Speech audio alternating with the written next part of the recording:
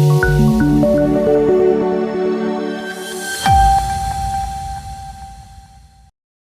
દર્શક મિત્રો, સમાચારની વાત કરવામાં આવે તો જૂનાગઢ માંગરોળના શેરીયાજ ગામે સિંહ અને ખૂંટિયાની ફાઇટિંગના દ્રશ્યો સોશિયલ મીડિયામાં વાયરલ થયા. શેરીયાજ ગામે મોડી રાત્રે બે સિંહ આવી ચડ્યા હતા અને એક ગાયને પકડી લીધી હતી, પરંતુ આ ગાયને છોડાવવા માટે એક કાળા કલરનો ખૂંટિયો આવે છે અને સિંહ સાથે બાથ ભીડી આ ગાયને હેમખેમ છોડાવતા આ સિંહ ત્યાંથી ચાલવા લાગ્યા છે તેવો વિડીયો થયો વાયરલ.